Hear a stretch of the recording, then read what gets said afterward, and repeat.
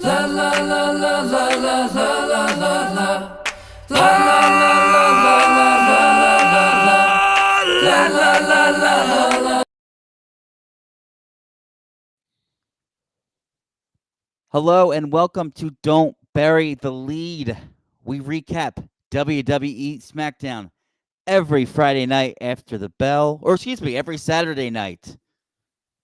My name's John Tadell. I'm joined by Dom Scarcella. Dom, let's see if you could clean up this intro for me. Go ahead and tell the Well- people a little bit about yourself. You said Friday. That's the magic word because it's Friday SmackDown. And let's not bury the double lead here because what's our top story from SmackDown from March 7, 2025? And where were you watching it on Friday night as it happened live, John? Dom, we don't ever bury the lead here. And the lead, we'll do double lead. Why not? I was live at SmackDown in Philadelphia. Yeah. And in the main event, we have Shinsuke Nakamura versus L.A. Knight for the U.S. title. And L.A. Knight wins it in the main event here. Pretty good match from a live perspective as well. Really enjoyed it, and of course enjoyed the outcome as we're kind of we're a live stream here. You know, we have a live stream. We're an LA Knight live stream. So happy to see the result. Tom, what'd you think of this matchup here with LA Knight beating Shinsuke Nakamura for the title? I'm surprised that they switched it back so soon, especially since they didn't have Shinsuke do much with it. We were both interested in Shinsuke's return to WWE. We were both saying this is a much more interesting version of Shinsuke Nakamura than we've seen previously. So I wonder if this becomes a continuing feud. Maybe they trade the belt. For this night, as it stands, since that's all we know at the moment, yeah, LA Knight wins this match. It's about 11 minutes. It is the main event. It closes the show. There's nothing else after it. Throwbacks to when we started doing Don't Bury the Lead, and every now and then we'd get a Gunther Intercontinental Championship title defense as the last segment of the show. And we used to enjoy those because they were Gunther. I wonder from your perspective, is LA Knight near the Gunther level as far as when there's an LA Knight match in the main event, you're thinking, I'm going to enjoy this? He's close to that Gunther level. Okay. With a totally different dynamic. Yes. He does his moveset that he does well. Mm-hmm. Jumping up into the turnbuckle, doing the suplex, the head smashes onto the table, getting the He's more exciting and fun, and you're at a rock concert, right? With I should say this: you're at a pop rock concert with LA Knight. Okay. And with Gunther, I'll reference a band that I really like, The War on Drugs. They're a newer band. They have like a really complicated sound to them. Okay. And Gunther has that complicated style where all the moveset's always different. Almost the style's a little bit different. He's got like 1,000 different types of moves and 1,000 different ways he can work a match. From a pure entertainment perspective, LA Knight's as good as it gets. Okay, then I want to ask you about that because as this match starts off, I write down in my notes, crowd seems dead despite LA trying to play to them. Tell us what it was like in the arena live. Did you get that same sense early in this match? Oh, you could hear crickets. Okay. It was notably dead. And Wow. I want to say this is because the lead into this there was a few things that were at fault. Mm-hmm. One, the main event goes on, and before the main event, they must have done like 3 rounds of these in stadium commercials where they're just advertising. Okay. And the actual time, it was late, and the people I was with were like, when is this show over? Because they don't watch SmackDown, and I was like, yeah, it's not over yet. There's another hour. They're like, there's another hour? Oh, we thought it ended at 10. It's like, no, it's like they got this extra hour. So just the physical time, being on the East Coast, being late like this, yeah. So that was really the problem there. Eventually, it picks up at the end, though, Yes. when the ref takes a bump. They really reacted to that, and then anytime LA Knight did a move, they reacted. But at the end, Okay. of the day, it was kind of. Yes, you were correct in thinking that the crowd was dead. Let me tell you when I finally wrote down crowd finally pops for something. Shinsuke with a kick to the back of the head to stagger LA Knight, but as Shinsuke climbs the turnbuckles, LA recovers and does that leap to the top turnbuckle for his superplex. Yes. Then he gets back on the turnbuckles on the second turnbuckle, does the lick of the finger. LA Knight, they went along with him. He leaps to the top turnbuckle, hits a beautiful elbow drop halfway across the ring on Shinsuke. And now I write crowd finally pops for something. At that point, LA wanted the blunt force trauma, but Shinsuke pushes out of it and rolled to the floor. That's when I noticed the crowd picking up. Is that sort of when you remember it, the leap to the top rope for the superplex and then the big elbow drop off the top rope? Yes, that totally is actually for sure. Like when LA Knight started to get the series of big, fun offensive moves, Okay. that's really when the crowd picked up. Until then, as Shinsuke had control, they weren't so angry as much as they were just sleepy, which is not good. Okay, maybe see, and this is the problem with Shinsuke. They put the belt on him and didn't really have him wrestle. So a lot of people are probably going like, "Who is this guy? What does he do? What are we supposed to do?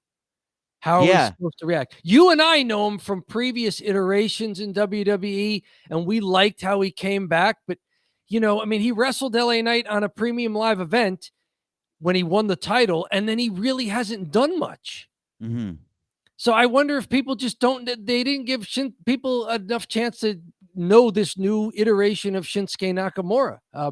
You mentioned the ref bump. When I saw Charles Robinson out there, Little Nate, I was laughing because you brought this up when we did Elimination Chamber.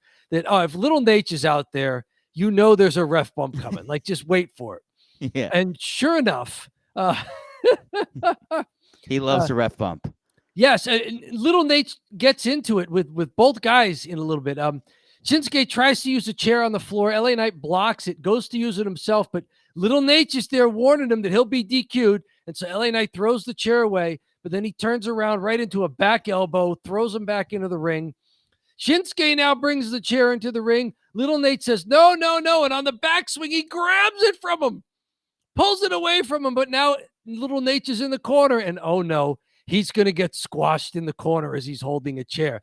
Shinsuke sidesteps an LA Knight charge, and LA Knight almost clobbers the ref. He pulls up just in time. And then as LA turns around, he ducks a red mist spray, which hits Little Nate right in the face. That's your ref bump. And it's wonderful. Little Nate selling the mist like crazy. LA Knight rolls up Shinsuke. There's no ref. And then you get the 1, 2, 3, 4, the 5. crowd was doing it, right? Doing but the 5, no 6, 7, 8. Yeah. Yep. Now, the closing finish here. Tell me if the crowd was still hot for this. LA Knight goes to check on the ref. Little Nate rolls out to the floor. Now Shinsuke gets the advantage. Hits this, what they called announce a scorpion kick of some sort to the back of LA Knight's head. It's a good-looking move that I haven't seen before. It was from the mat, too. It wasn't off the ropes or anything. Good-looking scorpion kick to the back of LA Knight's head. And that staggers LA Knight. Shinsuke gets a chair, goes to charge LA Knight. LA Knight kicks the chair away, hits the blunt force trauma on the chair that Shinsuke brought into the ring. So a little poetic justice there. LA slides the chair out of the ring, covers, and they're waiting for a ref. Was the crowd doing the 1, 2, 3 as they saw the ref running down the aisle? Yeah. Okay. Ref gets in there, counts 1, 2, 3, pinfall. And at that point, the crowd seemed like, even though it was late for the Philly crowd, and as it is for everybody SmackDown nowadays, Looked like a good time. I thought it was a fun match to watch on TV. A good close to the show for you. I mean, were the people who got a little sleepy before this match? While you guys said you said there were commercials in the arena. We got a long prepackaged video for the Street Profits, then a backstage interview with DIY that went on for a while. Did you guys see any of that in the arena? Yeah, we have all those. Just you see them in the arena, and then like plus commercials. Plus commercials, and when it hits the commercials, it was strange. Sometimes they would just show YouTube highlights of like Sheamus's workout channel, so you're just watching a YouTube video. And they were advertising like Riyadh, Saudi Arabia, and you were like, yeah, like no one's going to Saudi Arabia here. If it was on YouTube, were they showing "Don't Bury the Lead"? They should have had us on "Don't Bury the Lead." They should have been showing "Don't Bury the Lead" wherever you're watching us tonight, on Twitch, on Twitter, the former X there, current X, or on YouTube. Head over to the YouTube "Don't Bury the Lead," a wrestling channel on YouTube. That's where all the motherload of our content is. Subscribe there. We're over 1,000. Help us climb the next mountain. And you can see what they should have been showing in the live arena during those awful long breaks between real action in the ring. It was almost like they had forgotten to put a bunch of commercials in, and you know how they like have the certain amount they have to do? Yes. That's really what it felt like. They had a certain amount of commercials to do, and they just did not do enough, so they had to like load it in, and then suddenly there was the match. Yeah, quick double commercial breaks with a little bit in between towards the end of the show. Yeah. Okay. And the crowd kind of woke up a little bit when LA Knight came out. Okay. And then there's a commercial while the entrance comes. And then it goes back to LA Knight's music because he stands there in the ring. And then he's just like has to pump back up. Yeah. Then Nakamura starts coming down, and his entrance, the people I was with, we were like, oh, this is really cool. Because of the red. Good. Well, gets very dark, and then he slowly comes out, and it's on the red. Like it's not a red carpet, but like they have the big red sun or moon, I guess. Really, he's like a video game character. Was it Mortal Kombat or something? It is. Yes, it's Mortal Kombat-esque, right? But at the end of the day, like it is sort of a sleepy entrance too. You're fired up. It's very slow and methodic. Yes. So like when the crowd's sleepy, then the crowd, it's not going to wake them up. No. But yeah. So, anyways, it ends all's well that ends well. Good match, and great finish. And then we got the little promo, which has really good click-through rate, but it hasn't been pushed by YouTube just yet. It's like figuring out what it is. So. Come on, YouTube. It's LA Knight. Yeah. Start pushing it to people. And if you're watching us now, look at our channel. There's a video there. It's a little under a minute. It's not one of the hashtag shorts. It's a regular orientation video there. It's just under a minute. It's of LA Knight. Just a little pump up for the Philadelphia crowd after SmackDown goes off the air. Check that out on our channel. That's all I got for the lead here. Are we ready to hit the follow and for you to tell us about the rest of this 3-hour tour? This 3-hour tour. Yeah, I had no fast forward button. I was going through the whole thing, and I was there for the dark matches as well. So good. Long night. That's up on our channel as well. You got to see a taping for WWE Speed that they do on Wednesdays on their X account. Yeah, actually kind of a good idea. I don't want to bury the follow, but it kind of a good idea because it gives you a timer. It's like, hey, this match is only going to be 3 minutes, but it also gets you kind of charged up in your head like this isn't going to be an American classic, but we'll see a wrestling move. Yes. And we'll get an idea of what wrestling is. So I actually, now that I understand that WWE Speed is their dark matches, and they put it out on X, aka Twitter, just for free, like it makes sense. Yep. But they have a Speed champion. They have Speed #1 contenders, Speed tournaments that they keep doing. Yeah, apparently it's a pretty cool deal for social media. So, and you got to see that as a dark match. Very good. Well, as far as what the rest of us got to see on the TV show, where do you want to go next in the follow, my friend? I'm back and forth between what was a better match. Okay. Maybe we'll just do the fun one, the street Okay. fight. For Chelsea the women's Green. U.S. Championship. Yeah, it was U.S. Championship night. So we had Mishin versus Chelsea Green for the U.S. title in a street fight. Mishin comes out with some cheap heat with the Brandon Graham Eagles jersey, and there are Eagles chants the entire time. I don't know, could you hear those during the broadcast? Could not hear them. Did you guys notice? Because I know you're all far away, but Chelsea Green comes out dressed like Cactus Jack. Yeah. Oh, totally. Now, Cactus Jack was in ECW for a while, and this is a Philadelphia ECW crowd. Did they recognize Cactus Jack? I did. Okay. But and I imagine a lot of the crowd did as well. Okay. But there was a lot of youngsters there, so they probably would not know Cactus Jack as well. He's not. Okay. I guess he's not like super famous in that era, like Undertaker or Stone Cold, but he's up there for sure. Mick Foley. Okay. Did they recognize when Chelsea Green gets to the top turnbuckle and does that across the entire side of the ring drop kick into the trash can that was placed against Meechan's head in the corner? Did they recognize as the Rob Van Dam move from ECW? I've seen that done by Shane McMahon too. I didn't realize that was a Rob Van Dam thing. I think that was an old ECW Rob Van Dam thing where he goes, they call it coast to coast or something. Yeah, right. Chelsea Green, impressive. For as much comedy as she does, she reminds you every now and then that not only does she understand wrestling, like coming out dressed like Cactus Jack, but she can work in that ring if she has to. To hit that move, for sure. Mm-hmm. Very high risk going from one corner to the other. I actually, that move sticks out to me with Shane McMahon because he botched it and knocked him. And when he botched it, he whipped his head up against the mat and knocked himself stupid. Like he was like out. So, yeah. Shane McMahon botches the leapfrog at the first WrestleMania we covered for Don't Bury the Lead. Yeah. Chelsea Green showing Shane O'Mac the correct way to leap completely across the ring into a trash can. Mm-hmm. Without hurting yourself. The finish here, Chelsea is being pinned after Meechan hits an eat defeat, sending Chelsea Green sprawling onto a table. The table kind of buckles a little. Meechan doesn't bother with it, goes up to the top turnbuckle anyway, does the shrug, hits a senton through the table, covers Chelsea Green, but Chelsea is pulled out of the ring by a person dressed all in black and with her head covered. And it was not Solo Sikoa.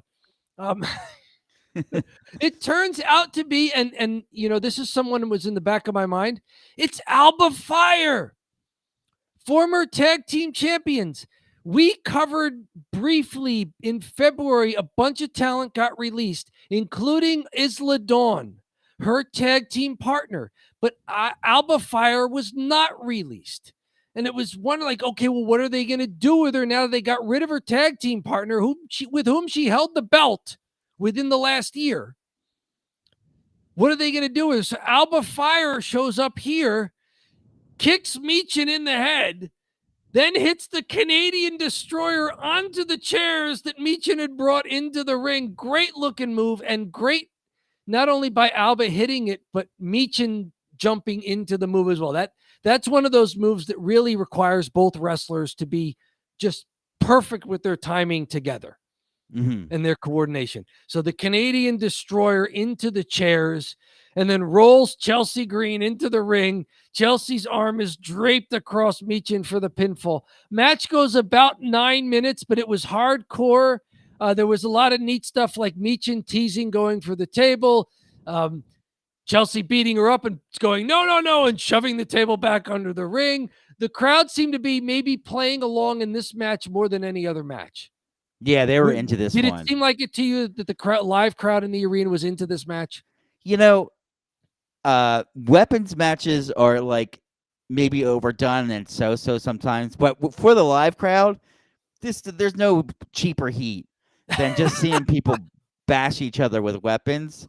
Like, you don't have to think too hard. You're not analyzing a wrist lock. No, they're just whacking each other with trash cans and the kendo stick. Yep. I'm sorry. I was checking something with the YouTube connection. Did you mention anything about the table falling down and then them going with the move anyway? Michin? Yeah, see, one of the legs on the table buckled a little bit. Michin got to the top turnbuckle, did the shrug, like it's still there. Let's see if it works. Does the beautiful senton, and the table broke. That was perfect because it didn't go according to plan, but then she thought right then and there, I can still do it.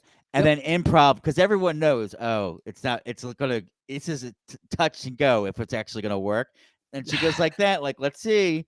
I thought that was excellent by Michin. Just great stage presence. Right. She's not just getting through her moves. Yep. And having the arms outstretched like that, I could see it from where I was at, and I was like in the front row of the nosebleed, so still pretty high up. Okay. But yeah, it wasn't hard to tell that there was something wrong, and then she played along with it. And it worked out fine at the end. The senton was beautiful. The table broke. It might have ended up being better. It was a happy accident. Right. I mean, why should the table be perfect? It's a mayhem match. It's a street fight or whatever. So, exactly. Anything else you wanted to mention from being in the live arena? Because this may have been, from the crowd standpoint, live, the match of the night. Yeah, this was fun as hell. The great cheap heat with the Brandon Graham jersey. There's a lot of Eagles chants going up through the upper deck as because there was the Eagles. She had the gear on, so a lot of fun. Yeah, probably the funnest match of the night. I still would say the match of the night was the main event because of the outcome and because there was some significant stuff at stake. But this holds a flame to the match of the night as well. So how about BFAB running down there to chase off Piper Niven? So they're trying to give BFAB things to do. Yeah, she had a segment earlier on too, right? With Charlotte Flair. They're teasing it for the first SmackDown of the European tour. Charlotte Flair finally getting in the ring for a match against BFAB. That's got to be a good notch for BFAB. For sure. They're telling her, look, you got to get in there with Charlotte Flair, and this can't look like crap. She's going to WrestleMania. She's doing things to, let's just say, rehab her unfortunate start of her career with that really bad group that she was in. Hit Row, right. She's doing things now, and she's had a match, and she was good. And of course, we pull for like some people that are like at the bottom of the card, the middle of the card. You kind of want to see them do well, and you're like, oh, she actually had a pretty good match as a jobber. So maybe she could be a good jobber, or I should say this: a Ricochet Memorial Award contendee. Right. Loses lots of matches, but looks pretty good. We pull for people who make the most of their opportunities and don't sulk about it. Like they go out there, it's okay, I'm bottom of the card. Maybe I'm not getting a push or anything at the moment, but I can make it look like I'm doing more than going through the motions. We pull for people who make the most of their opportunities. It may be why we like LA Knight so much, because he was stuck in that position when we started watching this. Yeah. And he made the most you could possibly make of his opportunities. Oh, man. Maximum Male Models. Is that what he was with? He was Max Dupree. Brutal. Right? Brutal. So that's what we like to see here. Where to next? I will go ahead and say the next match would be, how about Solo Sikoa versus Braun Strowman? Okay, this one ends in a DQ after Braun hits a big power slam and covers, and Tama Tonga interferes here. Eventually, post-match, Braun takes out both Tama and Solo is still down. So, I mean, how far Bloodline 2.0 has fallen here, where Braun Strowman takes out two of their guys and then goes toe-to-toe and eventually takes out Jacob Fatu out in the crowd as they brawl. Like Braun Strowman just goes through a match, takes out all three guys from Bloodline 2.0. Strowman has gone from big monster champion to out of the company to Mhm. brought back in as kind of a jobber, To like Carmelo Hayes more than once. yeah, and now he is presented again as a monster against the Bloodline, who we're supposed to take super seriously but they're just losing. They were in War Games, Yeah, they were the team in War Games, right? and they were the big threat to Roman Reigns. Yep. uh, decent match. Solo Sikoa picking up the bigger wrestler for a Samoan drop. Mhm. That was fun. Braun's power slam, obviously. Jacob Fatu versus Braun Strowman. They've done this before. Do you want to see this again as a one-on-one match? Because it looks like they're going to shove it down our throats. Are you okay with seeing more Braun Strowman versus Jacob Fatu? Yeah, I mean, probably someone that you could at least make a logical comparison where Fatu can be beat down a little bit because he's massive. Mhm. Give Braun a shot too in this role, as like you can't just be a monster; you have to wrestle real matches. Yep. You can't just and you're gonna have to get guys over and lose. I don't think there's a world where you want to see him getting a push, right? Unless he does really well in this, then maybe we could talk about a push. But Crowd seems to like him. I don't know how limber he is. He's had some injury problems. I think some of them were legit and not just kayfabe. mm-hmm, So and as a much bigger guy, it's probably tougher to rehab. mm-hmm. I mean, he's a tall guy. His joints have to hurt him. He's carrying a lot of weight, lots of muscle all over the place. I mean, he's big frame. So I wonder how mobile he is at this stage of his career and if he can pull that off again. Considering But his size, as a character, he seems to be over and he seems to be able to do what you want him to do, right? yeah, for sure, he could do that. Fatu is a face. When Jacob Fatu came down, the whole crowd was chanting Fatu, Fatu. So Yeah. yeah, and I was chanting Fatu. I was like, okay, the whole crowd's chanting it. I will too. Creative seems to know this too because they had Tama Tonga out there in Solo Sikoa's corner and did not have Jacob Fatu out there. So they let Jacob Fatu have his own entrance in the post match so that he could get the cheer. It Mm-hmm. looks like they know this and they want this. Mm-hmm. Or they're just terribly naive and have no idea what's going on. Because yes, the crowd is. He has a babyface's moveset. It's like LA Knight. Like he has a babyface's moveset. People want to see this and they want to cheer for it. Jacob Fatu is kind of presented that way as well. So I'm not surprised. So you're saying that the crowd live there in Philly cheering Jacob Fatu. Big time. But Okay. but you have to realize the Northeast and Philadelphia specifically, kind of a heel town. So the heels typically get cheered anyway. I heard Cena getting cheered by some people when, there's going to be like contingencies like, oh yeah, he's a heel now. Good for Cena, We were sort of saying that like finally. Yeah. John Cena turns heel. They're happy with the booking. Right? Yeah. Some other matches here. 3 more matches and a bunch of out of non-match stuff. What do you like next? There was one in the last hour, Drew McIntyre, Jimmy Uso. There was also number 1 contender triple threat match for the tag team titles.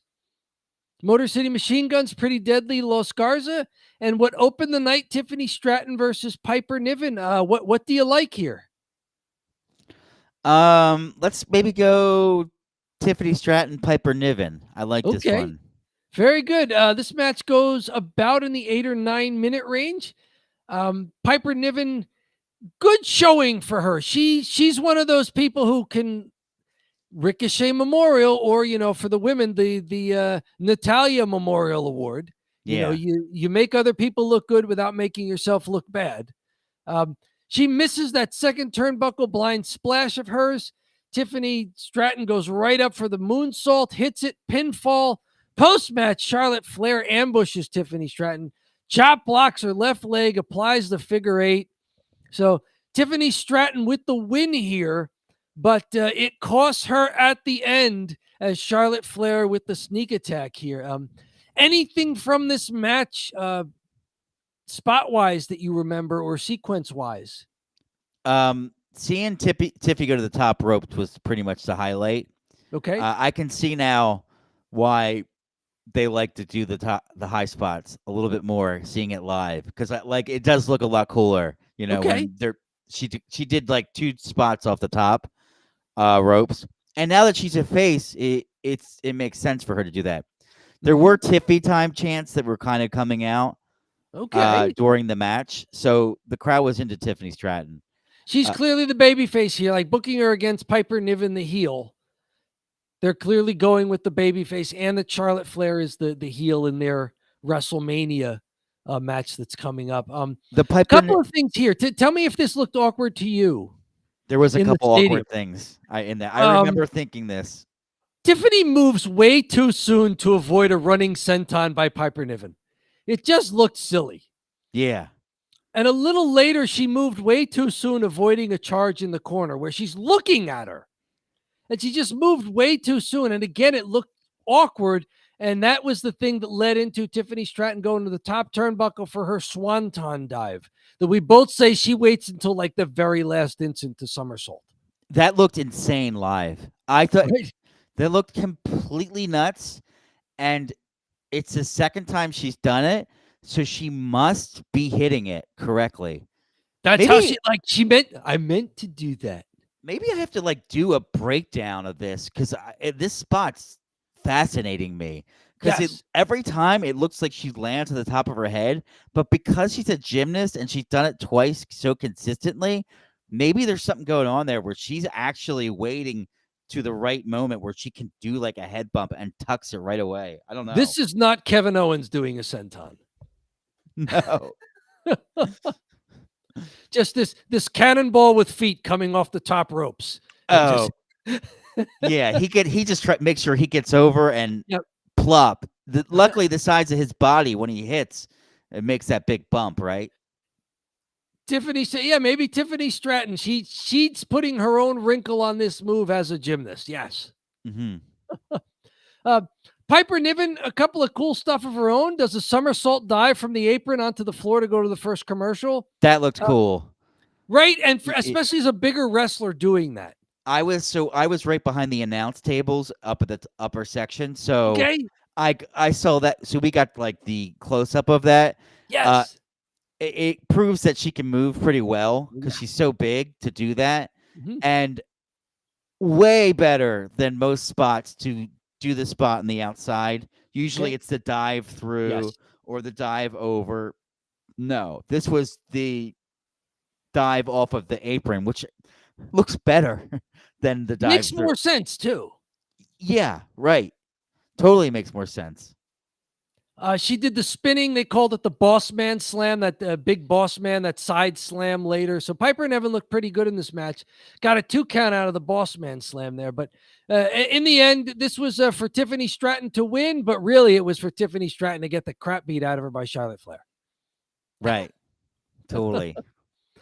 This match followed an opening segment that went on forever.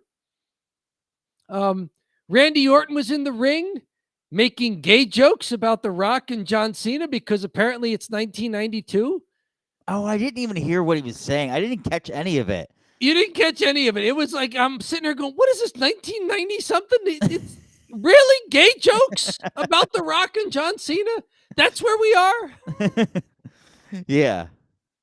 Eventually, he gets off of that topic and runs down Kevin Owens, says he's hearing the voices again. And like that was a big, between recapping Elimination Chamber and Randy Orton, I think it was a good 20-something minutes before we got the first match of the night. So how was that in the live crowd? There was a lot of stuff going on after the clock turned to 8 o'clock. And then how was Randy Orton received by the live crowd there in Philly? The second he came, I mean, when he was coming out the entrance, the crowd was going crazy for him. Okay. He pauses. They're just chanting Randy, Randy, Randy. Then he starts into the promo.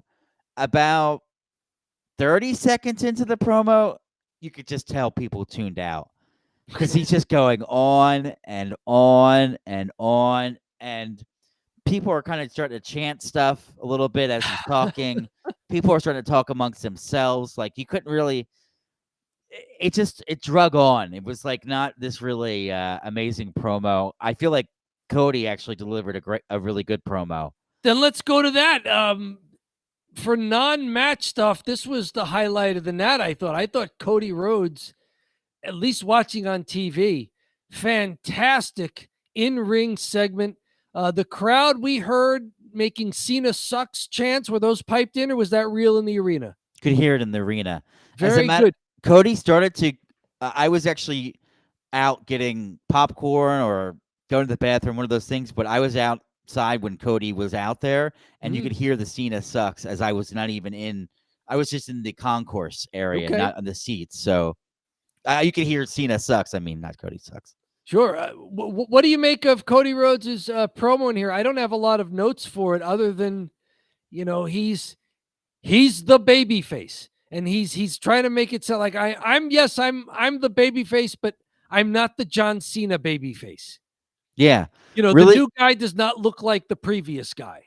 It was really good I thought that was really cool. He came in, he did the cheap heat talking about City of Champions, which, go ahead and hit that cheap heat. You just won the Super Bowl. It works. Yeah. So, and then he said that, his father was afraid of the core state spectrum, but he's not afraid because he felt accepted there. They love that. References to Money in the Bank and winning at WrestleMania in Philadelphia, just across the street, as he said. Yeah, they were into him winning in WrestleMania, and it was over the whole time. Really good promo. Not an easy crowd to do the promo in front of either. So, right. But honestly, the crowd was kind of eating everything up. It's a very diverse group. Lots of kids, lots of people, different colors, shapes, and sizes. Like a lot different than you normally see at a Flyers game or Eagles game, where it's all dudes. You had all kinds of different people there. So we got the Fixer checking in. The Fixer's here. Good morning. Fixer, good morning to you. Do you do daylight saving time over in across the pond there in your neck of the nape of the neck? We're getting ready to do it here in South Jersey this evening. So are you bumping the clocks all over the place, or does the birthplace of Greenwich Mean Time just stay the same? Yeah. While the Fixer answers that, I'm going to call myself out for this because middle of last year, I wondered what they were going to do with Cody Rhodes as the babyface champion and how they would make this not just a vanilla babyface. I think they've done a pretty good job. It hasn't been, all upper level stuff, but I think they've done a pretty good job. When they fall off, they find something for Cody to do that brings them back up. I think Cody Rhodes has had a very good babyface title reign here, where it's not stale, it's not same old, that it just looks like they're recycling the same thing just with another opponent. Which, to be honest, to be totally frank, that's what they were doing with Roman Reigns for that last year and a half. It was the same doggone match with the same ref bump and the same interference, just plug in a new opponent for the last year and a half of that title reign. So the Cody Rhodes, I think creative has done a lot more work in not making this just rehashing and recycling. And Cody Rhodes has been a good babyface as a character. He, tonight with this promo, there's not a lot of guys who could just cover a segment like that, just talking in the ring and hold the crowd's attention. Randy Orton couldn't do it at the beginning of the show. No. He held their attention. He did a great job with the promo, and I agree with your assessment. I would say he's been a good champ. Now, has he been the greatest wrestling champ I've ever seen? No, there's been some dips. There's been some times where I'm like, do we need another Kevin Owens match? And they just have it anyway. there's been some Solo Sikoa matches where you kind of were hoping Solo was going to get the rub, get the push. But yeah, so we got some answers here from the Fixer. British summertime starts on the 30th. They do a different day. Well, Fixer, for a few weeks, we're going to be off kilter a bit with your time as we change our clocks, but you guys wait 3 more weeks there. So bear with us, Fixer. We love you. Yeah. Who set this? Yeah, who set the system up? It's all wonky. Cody will lose the title at WrestleMania. Whoa, what do you think of this one, Dom? To a heel John Cena. Hey, let's do it. That would be. The more I'm thinking about the heel run, the more I think you might be right. Like, how fantastic would it be if John Cena and the WWE just fake the retirement tour just to sell a bunch of fake merchandise for the retirement tour, and Cena wins the title? He's like, yeah, I'm staying. I'm here. I'm staying. I'm at the top. There'd be no reason. I mean, I don't think that you could still see he moves around fine, especially considering sometimes what the heels even have to do, which is, I mean, if you remember Roman, not a whole ton as far as the ring work's concerned. Yep. Not a lot of jumping off the top ropes as a heel. So I don't know if Cena was that kind of a wrestler in his heyday anyway, but you could basically just beat people up and do your 5 moves of doom, but do it as a heel, maybe a weapon here and there, a shortcut, a poke to the eye, a chop block to the knee. And this says it's to give Cena the record for the titles held. Oh, we may have to talk about that in cheap heat. We do have some cheap heat about that. Right. So somebody may have something to say about that. You know what? Woo! Nature boy. I'll tell you what. They have played up that he needs one more to get the record. One more title win. So he's got to get it at some point. I mean, they're not going to not give it to him.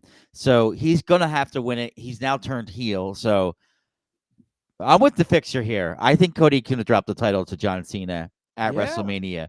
We'll see when WrestleMania gets here. Yeah. What were you to say there? Usually they do babyface wins it at WrestleMania and heel wins it at SummerSlam. Those were the old Vince days. They're mixing it up now. Now it could be the heel. The big heel wins it at WrestleMania to send everyone home crying. And then, he just has the run and then he'll drop it at SummerSlam. Well, the thing is, like, WrestleMania is the pay-per-view for non-wrestling fans. I think John Cena coming out and winning. I mean, I think some people in the crowd would like sort of cheer for that. Yeah. There's a lot of people who don't watch wrestling who watch WrestleMania. Cena is going to have to go out of his way to be a heel. Yes. He's going to have to do the things that, like, for example, MJF does, where he really insults the crowd and antagonizes them. I'm really interested to see. I think this is a risk for his career, Cena. And I'm only saying a risk because I think it's a risk he should take, but he's got to deliver, right? If he comes out and he's just in a black and he's just John Cena and he's talking like that, and I don't know, it could be like you're not really embracing the heel thing, right? It's his best acting job, so it may be putting his skills from Hollywood to use here, as The Rock has been doing. I mean, sometimes The Rock goes a little too long with some of the promos, but there's a craft of presentation going on with both The Rock and John Cena, where I think it's good for each of their careers, because they're full-time Hollywood actors when they're not in the wrestling ring. They're big money guys as far as draws in the movies. So I like it. And I also like the Fixer's comment here. Fantasy booking, maybe Roman versus Rock at WrestleMania 2026. Yeah. And then maybe another Cena versus CM Punk match at SummerSlam. John Cena winning Elimination Chamber and turning heel has given us a plethora of possibilities, hasn't it? Yeah, which is exactly what you want. It should be you like want that. People to be thinking and doing fantasy booking. It gets people involved in it. And then you gives the other wrestlers reason to chase the title, and even reason there where it makes sense, not just like, oh, you'll win the title because you're the next up, or you'll win the title because you're the next up, Yep. I mean, if Cena gets it and then CM Punk gets it, like they're going back in time, That's where it gets goofy. Where right? if you have Cena, then CM Punk, then you have all the old guys with it, like past their prime. Right. Um, I don't know that they would give the big belt to Punk. Okay. Probably just I don't know. I still think Triple H has got to remember some of the stuff that was said about him over the years, and the company's still got to be like, yeah, he's not going to run away and throw away the belt and go back to AEW or something crazy, right? Like You never know. Swerve. Is Vince Russo booking the meta wrestling universe? I was thinking of Russo actually with all these heel turns. Well, speaking of heel turns, maybe we could talk about the one segment here.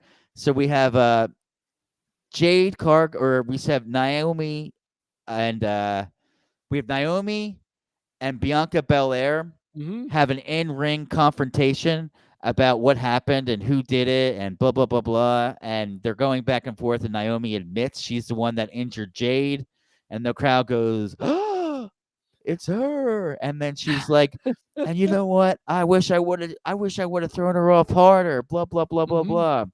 And then, eventually it kind of boils down to Bianca's leaving the ring. Naomi calls Bianca a bitch, and the crowd really pops for that.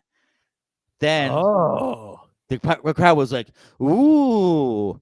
And then she said a curse word. Then after that, Jade Cargill comes down and clears the ring and beats up a little bit on Naomi. What'd you think of this segment, Dom? From my notes, Bianca Belair in ring calls out Naomi for some answers. Naomi walks to ring with neck brace. Lots of crying. Naomi, I did it. I did it for you. I did it for us. More crying. Bianca leaves ring. While Naomi doubles down, saying she should have done it sooner. Jade Cargill marches to ring and destroys Naomi.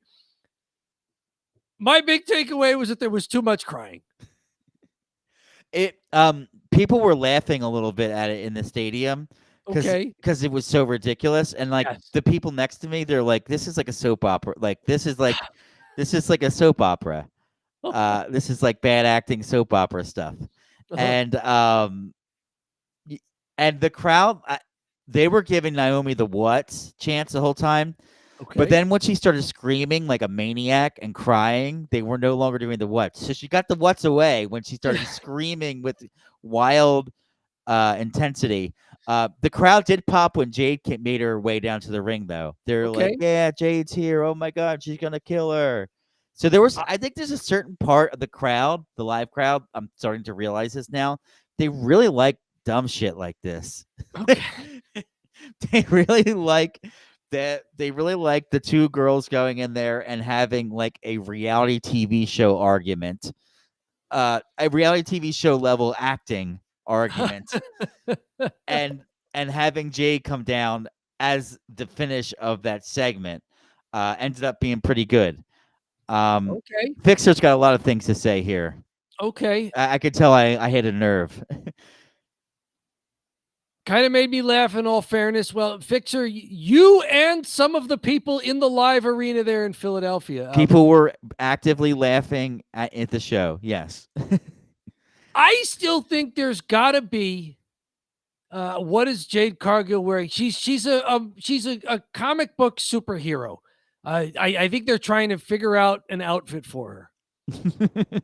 She's wearing something that's skin tight and shows off the fact that she has an amazing physique. She is musculature all the way through and through. Something that doesn't hinder her mobility. So I wonder. I still want a Bianca Belair heel turn. I want Bianca Belair to reconsider here and agree with Naomi. You're right. Jade was dragging me down, and I just couldn't see it.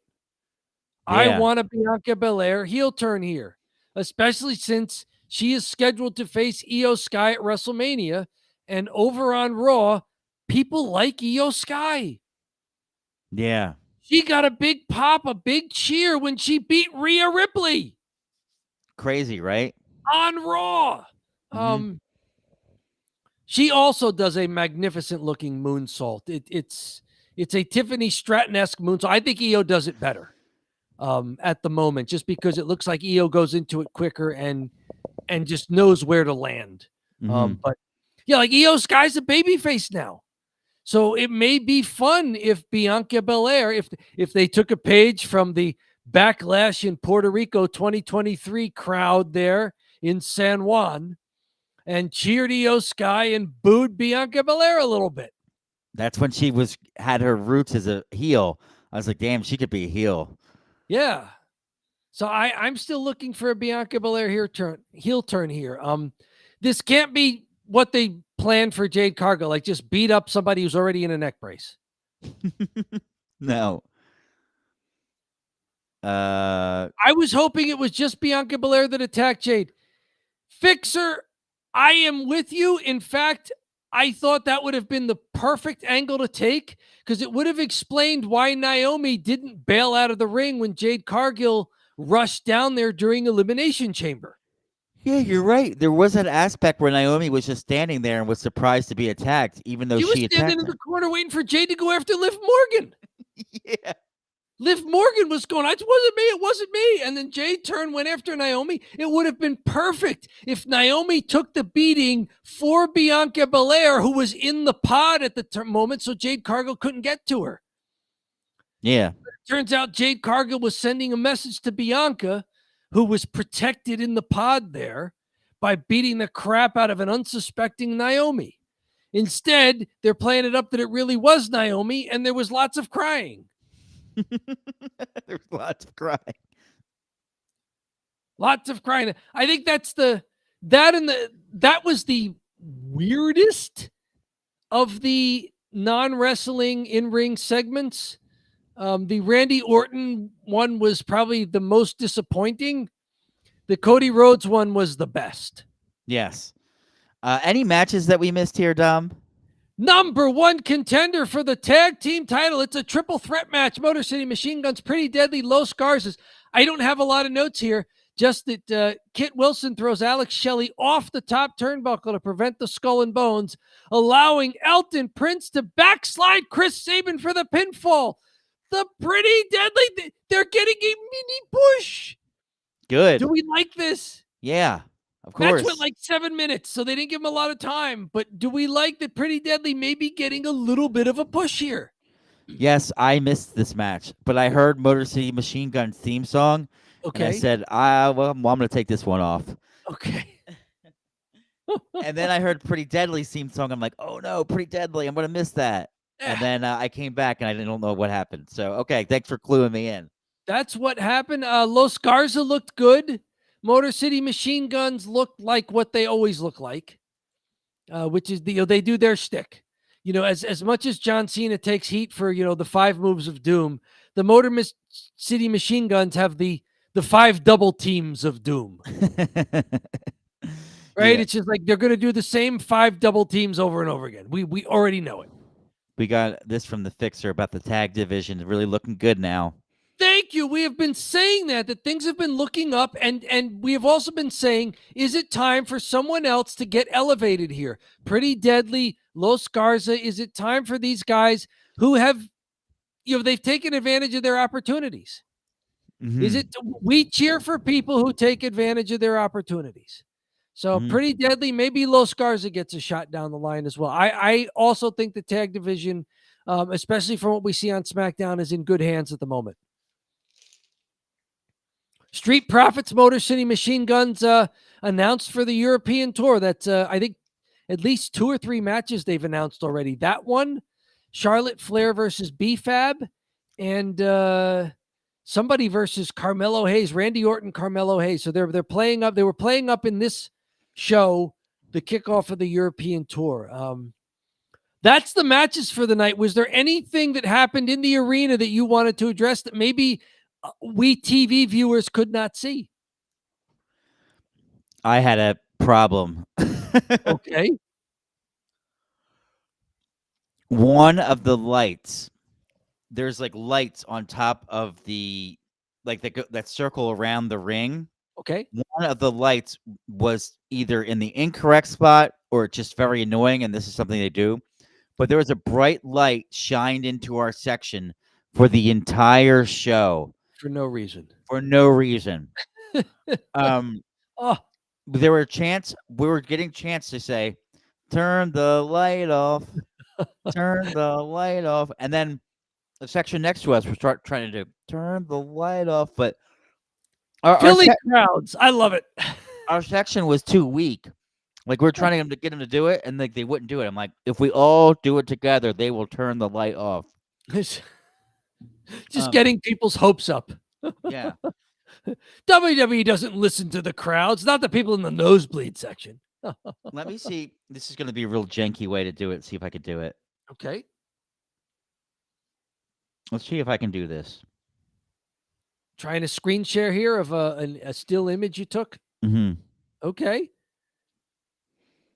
Check out Don't Bury the Leader Wrestling channel on YouTube. There are at least 2 videos up there now that John took from the crowd, from the stands in the arena at last night's WWE SmackDown. Okay. Ready? I'm ready. ready. To show you this. Okay. See if it works. Okay. I see a bright light on the edge there. That's the light. That was shining you in the face. That was shining me in the face right there up at the top. You can see how much brighter it is than the other lights. That's because it was shining in my face. It was so annoying. It was so bad that Steve and I had our hands up like this to try to cover it while we were like outfielders trying to catch a fly ball in the sun. And one match we missed, by the way. So tell me if the crowd also missed this. Drew McIntyre, Jimmy Uso, a retread of the previous week. Drew goes over this time though. Jimmy misses a top turn move. Drew rolls under. Drew hits the ropes, then nails Jimmy with a Claymore kick for the pinfall. This was set up just for maybe Drew to get his even the score with Jimmy Uso, but really for the post-match brawl with Damian Priest. Yeah. That looks like a WrestleMania match. Damian Priest, Drew McIntyre. We like this one. I was with Steve and he likes Drew McIntyre. Okay. So we were happy with it, and we both cheered Drew McIntyre even though he's the heel. There were CM Punk chants during the Drew McIntyre match. I don't know, were those audible on the... Not terribly, but I didn't have the sound way up. You know what? Okay, very good by the Philly crowd. CM Punk chants for Drew McIntyre. I like it. Yeah. You're right, Fixer. I got spotlighted. Some other stuff Fixer's saying before we hop into the thumb drive. Gargano and Ciampa really work. They did a decent job in their backstage interview. The moment of silence for the Street Profits career. Mm-hmm. Go ahead. Moment of silence is good because it triggers the crowd to make noise. You know? They also played it up with Byron Sexton there, who was trying to get a question. No, silence. Silence. So yes, they DIY, they've been doing this individually for a long time and together as a tag team. They've gotten their reps and they know what they're doing. Mm-hmm. All right. Let's go to here. So Dom, is it drive time? I think it's the road to WrestleMania, and for us, it's the road to putting a bow on this SmackDown here that you attended live in Philadelphia. It is drive time. It's the thumb drive. That's where you and I distilled this entire wrestling program we witnessed into a simple thumbs up or a thumbs down. There are no ties. There are also no star ratings, no letter grades, no number grades. You're taking this course. Pass, fail. Tom, we're not Dave Meltzer. We don't do star ratings. We're not doing 7 stars in the Tokyo Dome. We're not doing 2 stars at the Wells Fargo Center in Philadelphia. No. We don't do stars. We only give this a thumbs up or a thumbs down. So, we say, hey, thumbs up or hey, thumbs down. That's it. That's all. So Dom, are you ready? I am ready. Okay. 3, 2, 1. Oh, 2 thumbs up. Dom, why'd you give it a thumbs up? Because you were live sending back video footage the same night it happened. This show was teetering for me. The matches were short. Of the 3 big in-ring promos, 2 of them fell flat. LA Knight winning the US Championship again at the end is a great send-off, but that's not enough for a 3-hour show. Mm-hmm. I got a retread of the Drew McIntyre Jimmy Uso match. The first one was better. I got a DQ where Braun Strowman's taking out all of the Bloodline 2.0, which I didn't need. The Women's US Championship match was fun, but in a 3-hour show, I need more than 2 matches, and I need you to be more than 1 out of 3 on your big in-ring promos that you're giving so much time for to cut down the matches. Yeah, Dom, even to add to your point, the crowd was dead for the LA Knight Shinsuke Nakamura match, maybe because the show wasn't that good. And that was the end of it. It got a little tiring, maybe, for some people. Yeah. So for me, I gave it a thumbs up, but also teetering like you.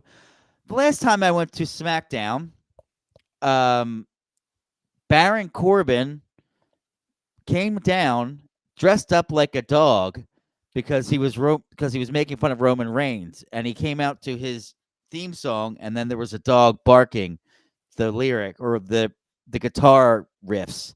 Was he the big dog at the time? And yeah, he was the big dog, Roman Reigns. So he did that to make fun of him. And then later in the and it was the dumbest thing I've ever seen. It wasn't funny. It wasn't good. It didn't help anyone. It was just so cringe and stupid. Then later in the night, they handcuff Roman Reigns to a pole or to the turnbuckle. And when they handcuff Roman Reigns to the turnbuckle, they get at dog food and they pour dog food on him. And I was like, live in the stadium watching SmackDown, I went to the bathroom and the guy next to me was like, "Man, this show is terrible." I was like, "This is really bad." And he's like, "Man, this is such bullshit." And it was like the only guy there that I could talk to because there's all these little kids, and all the little kids around me were just on their phones playing. So it was a bunch of little kids on their phone playing video games. There was like this guy and me just talking in the bathroom about how bad the show was. It was awful. So that was in the Vince era. That was like really dark times in WWE. This was way better than that. So I gave it a thumbs up as a result of that. Suffer and succotash. Yes, it was around that era where Roman Reigns was a face and he shouldn't have been a face, and nobody liked him. And then the bad guy was Baron Corbin, and he was doing the dumbest, weirdest Vince stuff you've ever seen. Well, Baron Corbin, he may pop up again this show because it's getting a little warm in here, and if it's my apartment, it is always insanely cheap. All right, let's get it ready. Let's get it going here. I will switch the what have you, and we should be good. Hang on. There it is. This is Cheap Heat. Cheap Heat's where we talk about trending topics in the WWE, AEW, and other parts of the pro wrestling world. This is where we really built our channel on, basically discussing these trending topics throughout the wrestling world. YouTube loves trending topics, so I usually cut these down and release them as short videos. We're up over 1,000 subscribers on YouTube, and we are officially monetized. So thank you everyone that's gone out and subscribed. Thank you to everyone that's watched one of these videos. But yeah, so we release these short little videos, and then we also release the full Cheap Heat as well. But enough about us. Enough to talk about how great we are, as much as I could go on and on about that. But Dom, how about you let us know what the first topic of discussion is?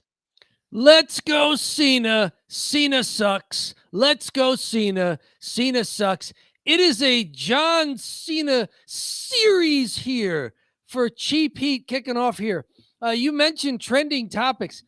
John Cena's heel turn is a huge trending topic. It's on ESPN. The quick takes. It's Shannon Sharp, friend of WWE, talking about he has Cody Rhodes back following John Cena's shocking heel turn. Travis Scott, you too. You ought to be ashamed of yourself. I don't like turncoats. In this short segment here, which I will not play for you because it is ESPN's whatever, Shannon Sharp says he wants to get in the ring with Cody Rhodes to tag team against The Rock and John Cena, or John Cena and Travis Scott, some combination of them, even though Shannon Sharp has had major surgeries because he's an NFL football player and Hall of Famer. But hey, man, people are fired up about John Cena. Ric Flair is fired up. Hey, He Tom, used to like John Cena. Go back to the Shannon Sharp thing. I had something I wanted to say. Oh, I was gonna double them up there and say, which one do you want to see most fight John Cena, Shannon Sharp or Ric Flair? But do the Shannon Sharp first. Go for it. Sure. So Shannon Sharp, say what you will, he is older. He is jacked for his age. He is. Completely jacked. So if there was a situation where they did a tag team, a mixed tag team, where they'd have a mix with a wrestler and a celebrity, and a wrestler and a celebrity, if it was Travis Scott as one celebrity and Shannon Sharp as the other, that could work. And I would be more worried about Travis Scott than I would with Shannon Sharp. I think Shannon Sharp would actually do pretty well in there. Okay. He's a pro athlete. He's an old man, but he's kept himself in really good shape. So, and he's a big mouth on YouTube. So they must be like, hey, he's a big mouth on YouTube. Logan Paul's about to be a WWE champion one day. Right? Why not Shannon Sharp? Hey, Club Shay Shay, let's go for it. Yeah, Shannon Sharp understands pro wrestling. He understands promotions. He understands the athletic part of it, and he seems to be a big WWE fan. We've covered some of the stuff that Shannon Sharp has said about pro wrestling in the past. It has been generally positive. You know, he appreciates pro wrestling and what these guys do. Who was it? Paul Heyman and Roman Reigns went on First Take Live. We've covered that in previous Cheap Heats. ESPN. Tell me in the chat, tell me in the comments, do you remember the early days of ESPN when they would just run syndicated pro wrestling shows? So yeah. ESPN has a long history with professional wrestling. And, it's great to see Shannon Sharp showing that, the ABC Disney isn't too cool for pro wrestling in 2025. For sure. I like it. Other people who want to fight John Cena. Ric Flair.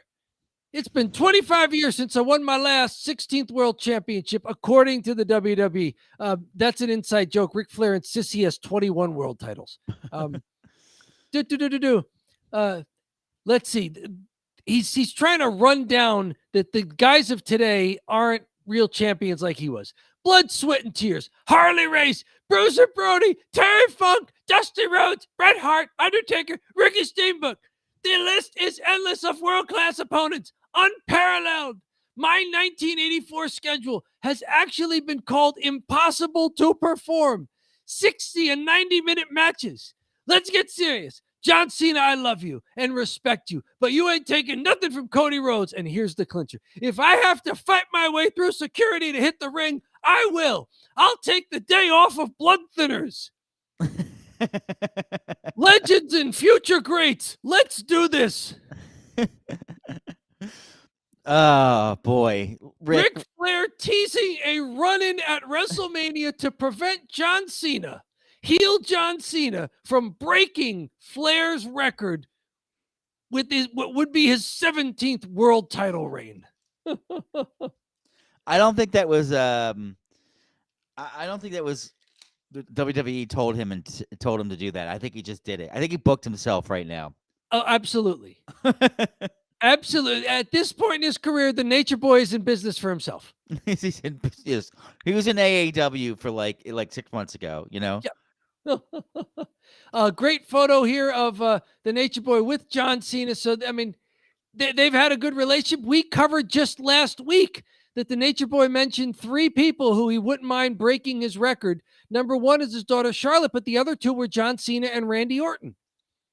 Mhm. And then John Cena turned heel, and now it's, I am going to go off my prescription medication so that I can fight you and bleed and die. Mm-hmm. Let's do this. I have no idea what Ric Flair, it looks like he's using maybe a voice to text because everything is spelled perfectly, but it's also every word is capitalized. He's talking into it and then sending it. This is one step away from people who leave the caps lock on. The Nature Boy. Guinness Book of World Records is getting into the John Cena cheap heat. WWE legend John Cena earns unlikely record as he shocks with evil heel turn. The Guinness Book of World Records likes to bury the lead. Scroll way, way down here. Way, way down here. He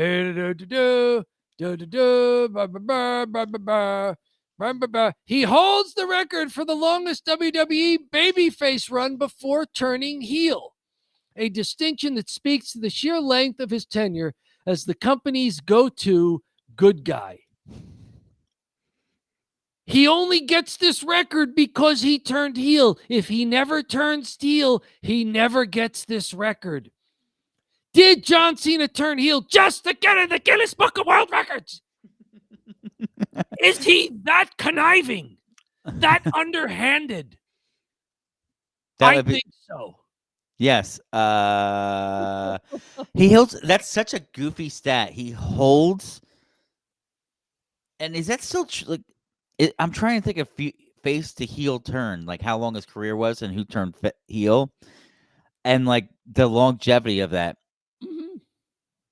I guess so, because people must have done it, but in different. I guess he's so old. Maybe it's about right. Yeah, I mean, if he turned babyface around, 2005 or 6? Mm-hmm. It went maybe 18 years. Mm-hmm. And he did keep up his streak of wrestling at least one time per year on a SmackDown, even though it was the very last SmackDown of 2023 and it was in a tag match. Mm-hmm.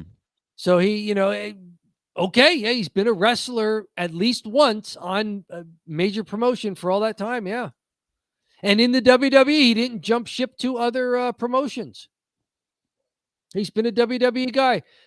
Speaking of a guy who knows a thing or two about heel turns, this is over from Justin Barrasso, who sometimes writes for Sports Illustrated. He has his own Substack, which I like, called Undisputed. Hulk Hogan opens up on John Cena's heel turn. It's one of the best heel turns I've seen in a long, long time. Say what you will about Hulk Hogan. He knows a thing or two about epic heel turns. He has the epic heel turn. Where does this, how does this compare to Hulk Hogan joining the NWO, forming the NWO, joining the Outsiders, Scott Hall and Kevin Nash at Bash at the Beach? You know what? Can I say something here? Go for it. I kind of alluded to this earlier, but it's all about the execution of Cena and the storyline. Mm-hmm. If Cena comes out and lays an egg and he just acts like himself and he just has black trunks on, then, it might not be good. And if that's not good, then it's not a good turn. The heel turn happened. Is it the best heel turn ever? Question mark. If he has an incredible run with the title and has the title for 2 more years and we're loving it and eating it up and it's like the greatest thing ever, then it's the greatest heel turn ever. So that's where you're at with, is this the greatest heel turn or not? My answer is, I don't know. We will find out. And that's a very good perspective on it, because with so many people wanting to do instant history, everything's an instant classic. You don't know. The point of a turn in pro wrestling is that it's got to go somewhere. Yeah. It has to lead to something. Like, nobody remembers heel turns as great heel turns if like you said, they're a dud. So yeah, the jury is still out on John Cena, but for the time being, the Hulkster says the turn itself was well executed. Let's see if the payoff can be as well executed as that moment was at Elimination Chamber a week ago. And if you think about it too, like the turn with Hollywood was amazing. It made the NWO. It made the WCW a monster in the late 90s. That one turn actually made everything change. It made NWO cool. It made Hogan cool again. It made WCW the thing to watch over WWE. They were really into like what was going on. They had a good pulse of the fan at that moment. Yep. So if you look at Hogan's turn, I don't think it's going to be topped. You know, Hogan's turn completely changed two different companies. Yes. It made WWE change what they were doing as well. It changed more than Hogan. Yeah. It changed Sting. Yes. Right. Like it changed Sting forever. He hasn't gone back to the surfer gimmick. Right. No, he has not gone back to the surfer gimmick. It changed. It led to WWE embracing Stone Cold Steve Austin and The Rock. It ushered in the Attitude Era. It forced it in when they weren't doing stuff like that because they had to.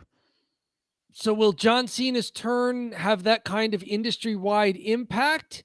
Like, is AEW going to change drastically what they're doing because John Cena turned heel? I don't know. Yeah. I don't know. Right. But hey, for time being though, I love this still image they have here of John Cena's face. Like John Cena, at least for one night, did a stellar job with the turn itself. For sure. I'm very excited to see what's going to happen. And I'm a lot more excited with this John Cena than the other one. Although I was really starting to like the face John Cena. I liked just Mr. Reliable out there. And I liked the moveset. I liked the way the crowd was reacting to him. I liked him doing this thing. You know, I was digging it. So let's see if he adds a sixth move of doom, the low blow. Will he be going out there saying Taiwan's not a country and that he loves China? Right. Will he become John Cena? Now the John Cena signs can come out in full force. Yes. There is no need to pretend that you like John Cena anymore. Just go with it, WWE Universe. Right. Speaking of other big media stars picking up on the John Cena thing, Jon Stewart tried to make an analogy between the press conference between Donald Trump and Zelensky of the Ukraine by comparing it to what happened with John Cena and The Rock and Cody Rhodes. This was on The Daily Show from basically Monday, like the first day they had a Daily Show after this. This was I'm not going to lie, this was an awkward segment. Jon Stewart was not really telling jokes. The jokes seemed to be that his audience of people who don't watch wrestling. That was the joke. And John Cena kept making funny faces and doing funny voices because they don't know wrestling. But just go with me on this. So whatever. It's good publicity for the WWE. Tell me in the chat. Tell me in the comments. Did you see this on the Daily Show? How did it come off to you during the flow of the show? Do you like when the WWE gets this kind of pop culture notoriety, in a sense, from this? What did you think of this segment if you were able to watch it, John? So Fixer has been saying some stuff. I just realized that, and I'm gonna put his comments in. So Cena's heel turn was the best played out. Like in the moment, it was very well done. Not gonna argue with you there. It was very, very well done at Elimination Chamber. Because nobody really knew until The Rock made the throat gesture. Yes. It was very well done by two guys who know how to act. They've been doing this. It's their next career. These Yeah. guys are big-time movie actors. Yeah. No, exactly. They both know how to act. As far as Jon Stewart's concerned, he's a big fan of the WWE, and he's even been included in some of the matches. Like Okay. SummerSlam, there was a match between John Cena and Seth Rollins, and during the match, he came down and interfered to help Seth Rollins. And everybody's like, "Why are you doing that?" And he's like, "I didn't want him to beat Flair's record or whatever." But he's been involved with WWE to a point where he like hit John Cena with a chair. Okay. So And here's that John Cena look at The Rock. So they gave him, and there's The Rock. mhm. He's making the throat slash gesture. So they played it up for the Daily Show crowd that was maybe into it and maybe not. So yeah, Jon Stewart is more into this than perhaps his audience is. But hey, it's a learning opportunity for his urbane cultured Daily Show audience. Right. Other people who jumped in here. MJF praises John Cena's heel turn at WWE Elimination Chamber. He called it an awesome moment. He also took the time to call out people who think that guys from different promotions shouldn't watch their competitors. It was like, why not? He stated, John Cena is a good friend of mine. I get really annoyed when people in either company pretend that they don't. Let me put it this way. Yes, I was watching it. I was watching it live. It was an awesome moment, and everybody should think it was an awesome moment because it was. Point blank, end of discussion. If you are in the world of professional wrestling, if you are a top guy and you don't watch or consume as much pro wrestling as you possibly can you call yourself a student of the game? Can you say you're putting your best foot forward? Can you claim to be one of the best in the sport? In my opinion, no, you absolutely cannot. He continued, if you were to ask a WWE star, have you been watching AEW? And they say no, one of two things is happening. One, they are lying through their teeth. Or two, they don't care enough about the industry to study what's going on in it. I was in my beautiful home on Long Island, and I watched Elimination Chamber. If you're an athlete and you aren't in the clue or in the know of what's going on in your sport, I pity you. I think you do not take your job seriously. This is shoot and work by MJF. This is his character, but he also he takes the professional side of it seriously. Agree or disagree? Should these guys not have to hide the fact that they watch other promotions if they do? Or do we have to go back to, strict kayfabe where the guys pretend that other promotions don't exist? Totally correct in all levels here with MJF. And I Okay. think he said it best when he said, if you're not watching wrestling all the time and you're a professional wrestler, what are you doing? You're not doing anything to improve your game. You're not doing anything to get better and get to that next level. Like, let's face it, there are wrestlers out there that go out there, do their thing, go home, and that's that. I'm going to do my moves. I'm going to go home, and that's that. And I think MJF is a guy that's going to do more than that, and that's why he's so valuable to AEW. AEW has a big show on Sunday, March 9th, the day after we live stream Don't Bury the Lead here. We'll have plenty of cool moments on March 9th. There are going to be some folks from other promotions watching AEW on March 9th, aren't they? For sure. Yeah, and you know what? Yeah, it's a good call. Like he calls out March 9th that they will be he always with these promos, it's where's the money. He at least pumps his program too on March 9th, the pay-per-view. So very good stuff here from MJF. That is the Cena shuffle. Mm-hmm. It was the 6 moves of John Cena Doom here from ESPN with Shannon Sharp to the Nature Boy and his blood thinners to the Guinness Book of World Records, Hulk Hogan, The Daily Show, and MJF giving an interview to Sports Illustrated here. The 6 moves of doom. This was a big story. It's cheap, it's heat, but there's more to do. Queen of the Ring premiered this week. the movie about the real life wrestler. Let's see here, Mildred Burke, a biopic about Mildred Burke, starring Emily Bett Rickards. It also stars several other wrestlers. Naomi was out at this. Trinity Fatu was out there with her husband, Jimmy Uso, Jonathan Fatu. They were out at this, and Naomi was wearing the neck brace. So, keeping it up there. That's very good. Let's see here. Mickey James and Britt Baker are in blink and you'll miss it moment, but others, such as Tony Storm, Camille, and Naomi, are involved as well in integral speaking and in-ring roles as they portrayed real-life women. Let's see here. Naomi, I believe they said Jim Cornette plays an NWA commissioner. Oh, wow. He's in this as well as somebody from the Karate Kid franchise there. Yeah. So Jim Cornette is in there. Let's see here. Naomi is Ethel Johnson. She filmed her role before re-signing with WWE. There, I believe she is there. Let's see. Who else? It looks like Camille got a big role. Yes. Tony Storm appears as Clara Mortensen. Said it was the perfect movie for her. Tony Storm seems like a throwback. Yes.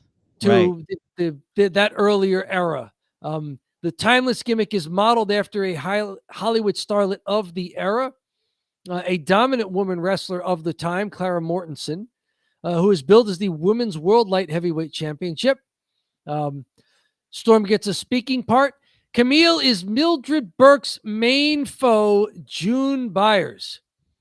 Perhaps playing the biggest role of all the wrestlers. I think her real name is Kaylee Latimer, married to Tom Latimer. So Camille gets a big role in this. Cool time for a women's wrestling biopic to come out that apparently I don't think WWE had anything to do with. They kind of dominate wrestling, pop culture, movies, and TV shows.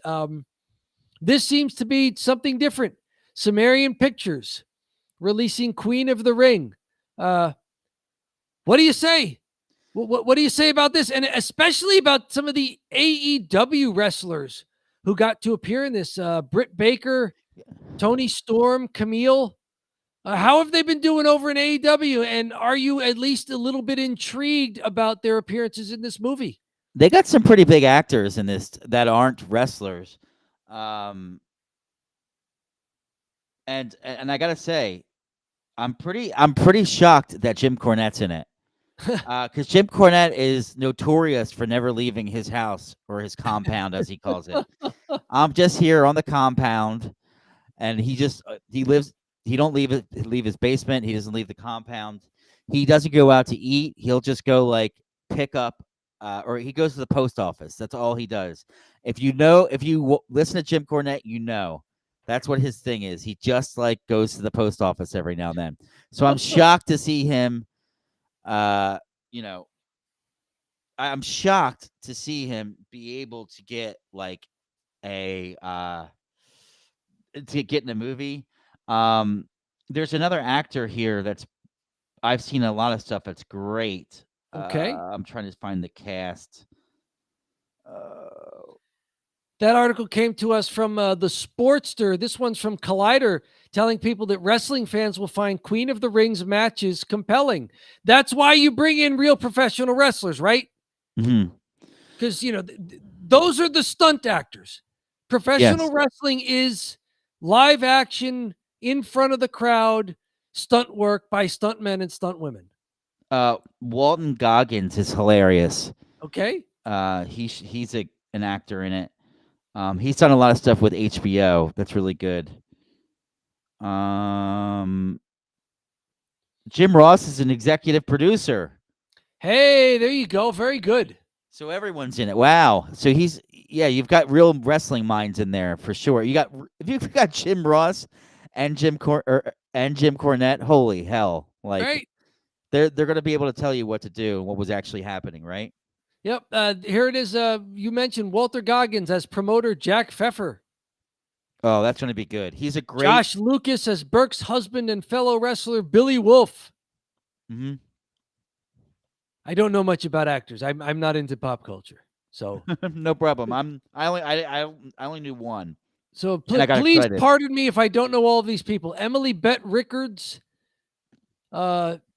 is the star in the starring role there as Mildred Burke. I don't know who she is. She must be athletic if she's going to pull off being a pro wrestler with other pro wrestlers. Mm-hmm. So good stuff there. We mentioned John Cena's heel turn. A little bit from Cody Rhodes here. He was legitimately hurt. This comes to us from comingsoon.net. And he was hurt by Travis Scott. Like the wrestlers managed not to hurt him. But Travis Scott, with this big slap to Cody Rhodes' ear, was responsible for causing Rhodes' injury during the assault. Minor punctured eardrum that I think he's recovered from, but also the big black eye may have been from that big slap from Travis Scott. Don't try this at home, kids. These guys not only know how to fall, they know how to hit and not like terribly damage and injure each other. Mm-hmm. Travis Scott reportedly was the one who caused the slap.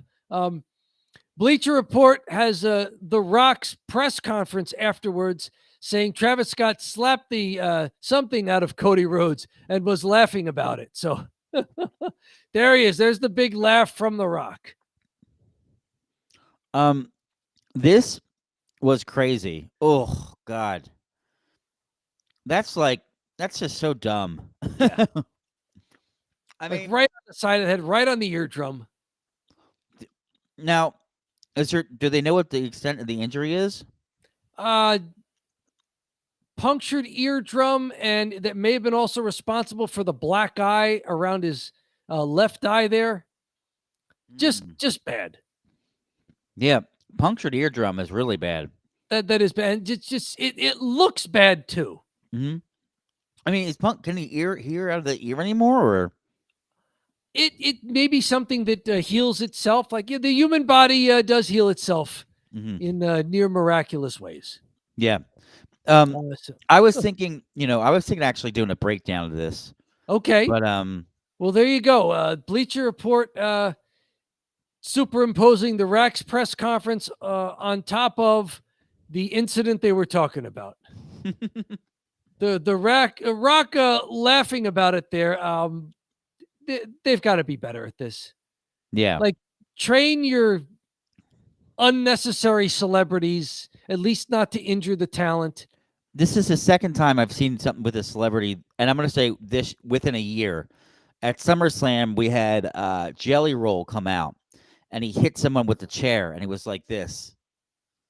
And he like tapped him. And I'm like, you're making him look like a chump. You got to hit him with the chair. Yeah. And also, you're a musician. You shouldn't be hitting people with the chair and having it really, get that big reaction. He bent him over. He hit him in the stomach, and then he just went like this. And it was so light. I'm like, dude, lay it in. And then this is a situation where you're like, dude, don't lay it in. Don't hit him on his eardrum, for crying out loud, right? What are you thinking? Yeah. Speaking of injuries from Elimination Chamber, we were talking up Liv Morgan and her performance. Oh, she was all beat up afterwards. You couldn't tell the bruising yet because the adrenaline was still pumping through her.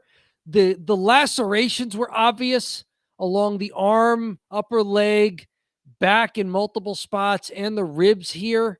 That she was grabbing so much that I thought maybe she fractured a rib. The bruising up and down the arms. Liv Morgan took a beating. She and Bianca Belair were magnificent in that match. Yeah, absolutely. And they were magnificent even from the beginning with the acting, with Bianca Belair going hysterical, locked in her pod, and Liv Morgan taunting her from outside the pod. And then going all the way to the finish. Pro wrestling is real. I think with Liv Morgan, that Elimination Chamber match put her on the map for me as someone that should always be in a title picture. She's that good. Right. I said And it was the match of her life. yeah, no, She wrestled the match of her life. yeah. There you go. Martin Kove is the actor from Karate Kid, Cobra Kai series. There you go. Thank you. He's the one that's also appearing in Queen of the Ring. Very good. Mhm. So yeah, Liv Morgan got beat up. Cody Rhodes also got beat up the hard way by someone who was not a wrestler, though. Mhm. So very good, Liv Morgan. Let's see, one more here. You mentioned Baron Corbin. Let's talk Baron Corbin. Maple Leaf Pro Wrestling next weekend. The NWA World's Heavyweight Championship is on the line. Thomas Latimer, whom we also have mentioned today, husband of Camille, is the champion versus the Nomad, Bishop Dyer, formerly WWE superstar Baron Corbin. Changing his look. There is a Bishop Dyer. He said he wanted to move up from being a Baron to a Bishop. Mhm. I don't know. Is this chess? Is this, I don't know what's going on. But Bishop Dyer, the Nomad Bishop Dyer, getting an NWA heavyweight, World's Heavyweight Championship match. We have also talked Maple Leaf Pro Wrestling before. This is what Scott D'Amore moved over to do when he was let go from TNA Impact. Mhm. So there's some people with good knowledge of pro wrestling involved in Maple Leaf Pro Wrestling. Interesting to see the NWA World's Heavyweight Championship being defended at a Maple Leaf Pro Wrestling event there, MLPW. What say you about Baron Corbin, now the Nomad Bishop Dyer, and this new chapter in his career here? I'm looking forward to it. I think he probably needed to get out of that shell and do something different. He had a pretty good interview with Chris Van Vliet, and he's been talking about how he's done jiu-jitsu and getting better at jiu-jitsu, which is only going to help his wrestling. Okay. He's taken some time off. He's kind of made his money, and now I'm hoping they're doing the right thing here, and he's a face because he's not a good heel. He needs to try to work face. Okay. Yeah. It almost seems like he's willing to be heel here. I'm not sure if Tom Latimer is consistently babyface or heel, but all right, that's an interesting take there on it. That you've seen enough of him work as Baron Corbin in the WWE that you think he's better babyface than heel. Yeah. Okay. He also did GCW. Oh boy, Bloodsport. Did I tell you this? No, I don't.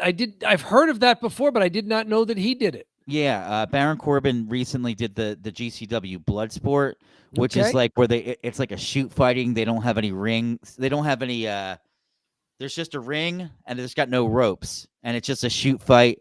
It's ran by Josh Barnett, who's a former UFC heavyweight champion. Okay. And it's something that he loves. He loves the idea of it being more like a shoot fight than a wrestling match. So he did that, which he was good in because he's got a golden gloves, boxing. He's got the jiu-jitsu experience. I think he's a purple belt now. So okay, wow. Some people in the comments saying sold, this will cook, ordering this pay-per-view just for you. Yeah. So there are some fans of the Nomad Bishop Dyer out there.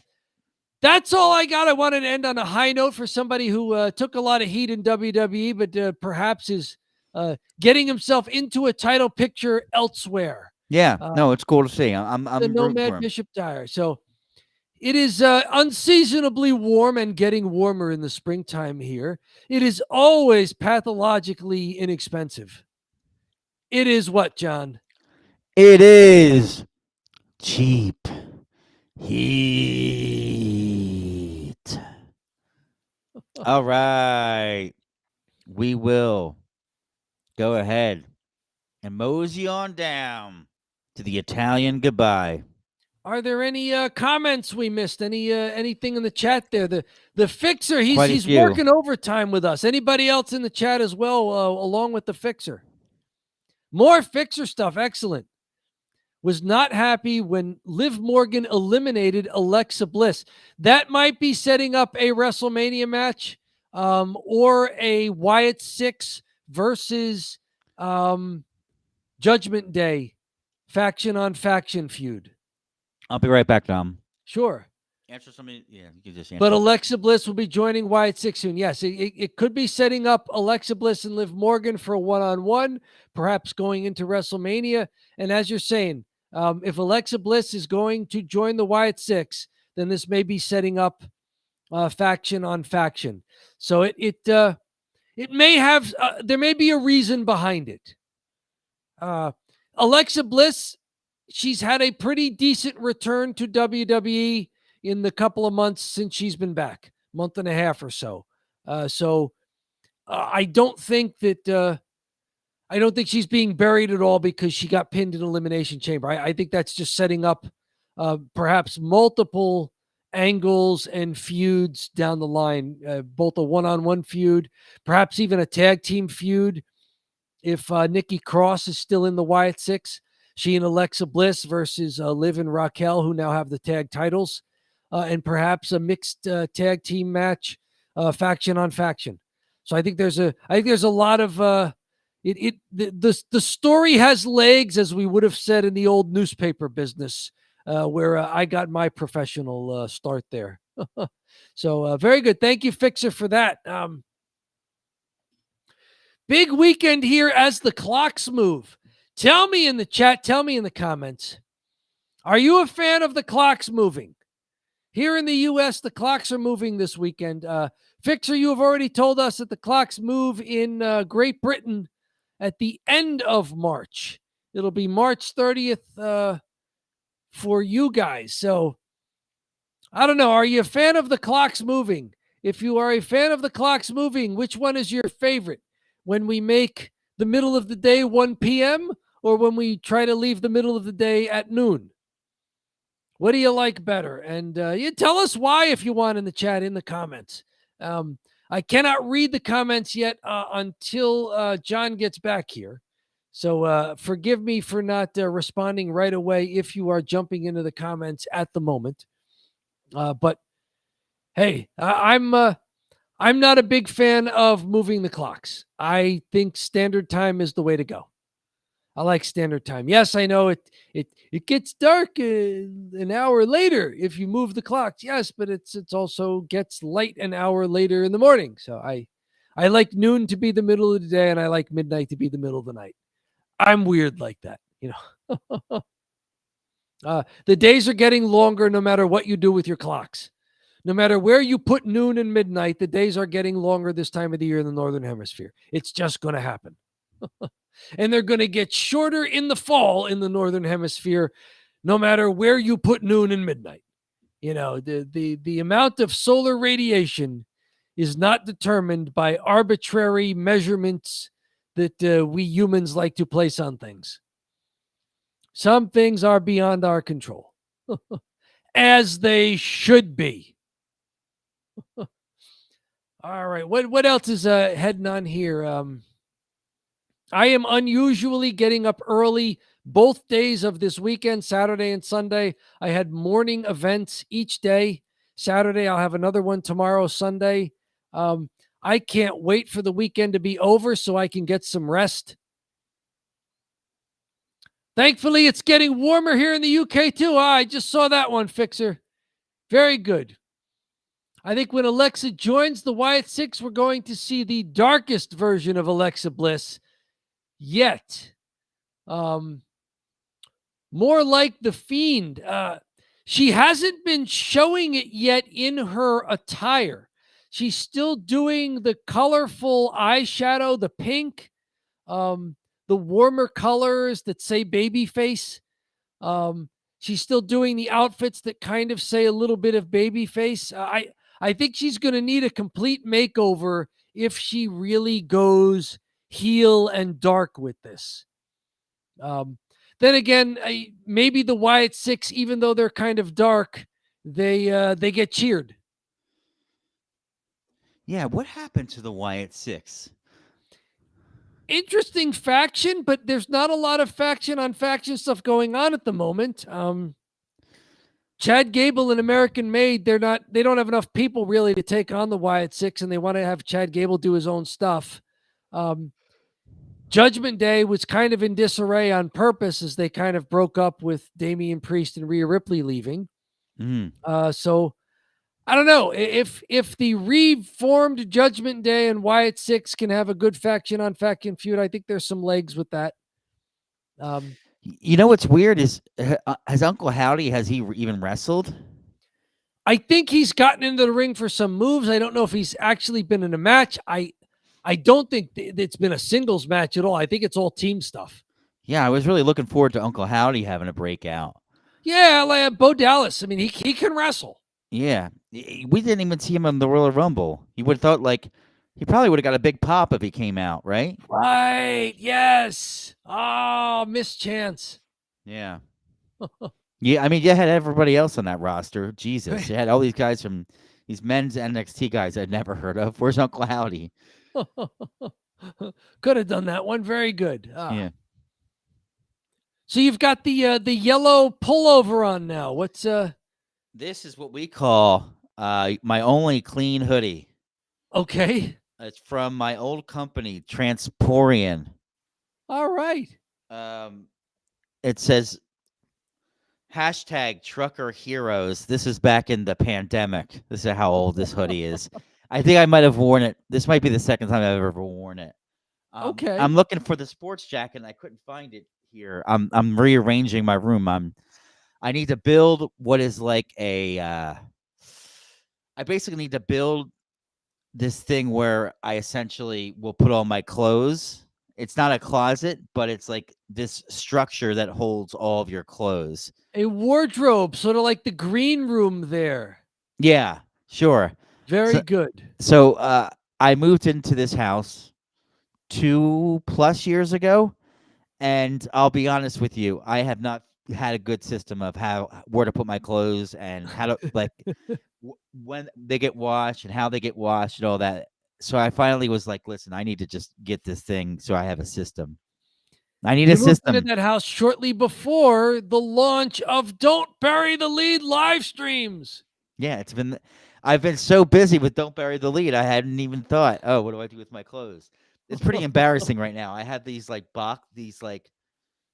it's kind of, I don't even know what you'd call this, but it's almost just like these random storage boxes that I just throw my clothes into.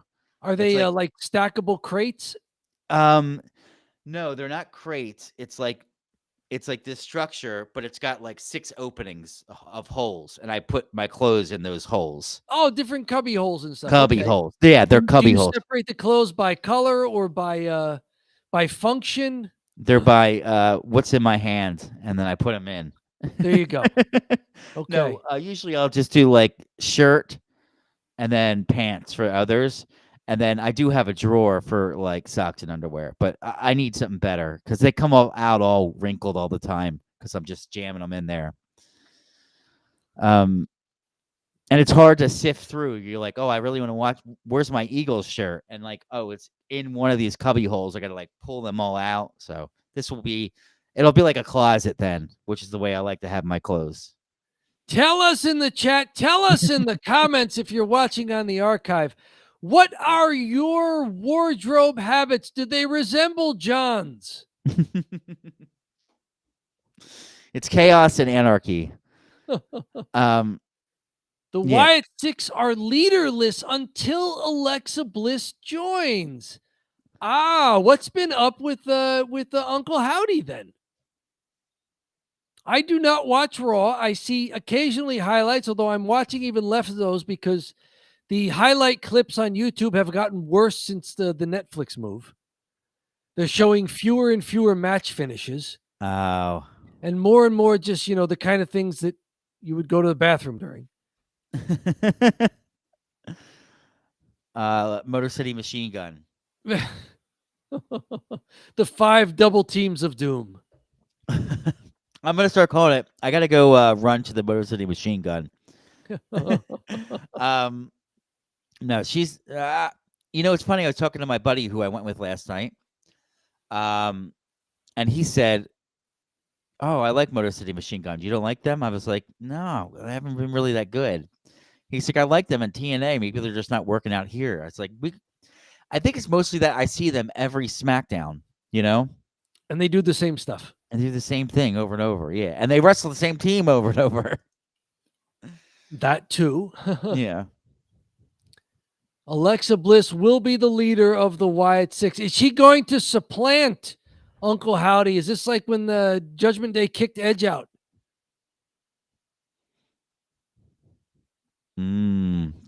Not sure there, huh?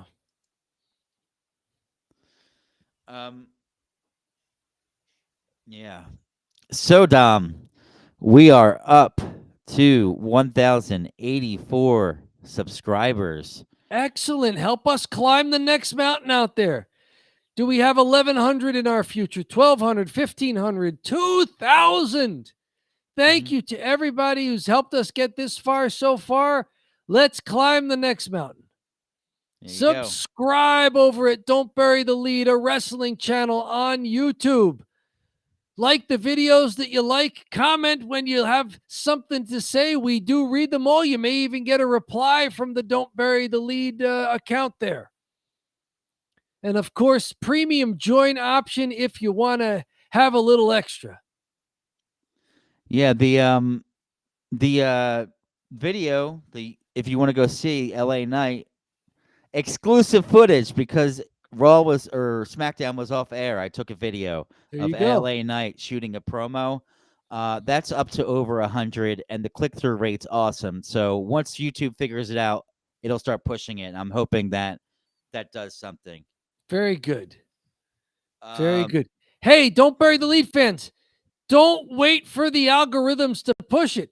Head on over to Don't Bury the Lead, a wrestling channel on YouTube. Watch the video yourself. Be like, I don't need an algorithm to tell me that Don't Bury the Lead puts out excellent content. I already know this. I'm going to do pull media. I'm going to go there on my own and seek out Don't Bury the Lead edited videos, hashtag shorts under a minute clips there, perhaps even an entire live stream from the archive. I don't need the algorithm to tell me what I'm interested in. I know I'm interested in the best pro wrestling recaps and commentary on the interwebbies. Don't Bury the Lead, a wrestling channel on YouTube. Subscribe today. I love it. I'm stealing that subscribe so I can post it in some of the videos because we have some old ones that are like, oh, subscribe to get the 130th subscriber. Oh, you'll be our 118th. What is it? Me doing the auctioneer back when we had like 100 and something in the teens? Yeah, exactly. So I'll take that down. There we go. Very good. So a couple of things from my end. Yes. So good news. I got something from Google AdSense, which said they're going to pay us money because it came in the mail, and I just I verified I live here, so they're going to pay me money. Very good. So we'll get our first check, which I will brag about on the show. Absolutely. It perhaps can offset some of the costs of doing the show. Yeah, that's the first step. And then the second step is, we'll 50-50 split the rest. So the next step is to find somebody who's selling whiskey. What do we we spend it all on whiskey? I'm like, Dom, listen, I knew we could have gotten really good mics, but I bought 15 bottles of whiskey. Woo! The show's going to change. We're going to be wasted the whole time. There you go. 1,000 kid-sized fireballs. That's right. We'll just start pounding Fireball. It'll be a totally different show. We're gonna just be like slurring over our words and being real aggressive and dumb. Yes, we'll be Travis Scott. We'll be.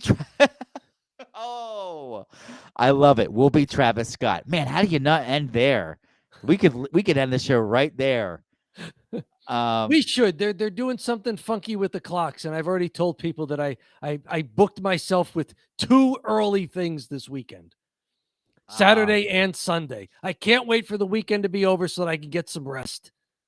Dom, we're ending it on that Travis Scott joke. I love it. All right. Thanks everyone for joining. Really appreciate it. Fixer, you hung in for the long haul. Really, really awesome, man. Appreciate it. You are killing it, my man.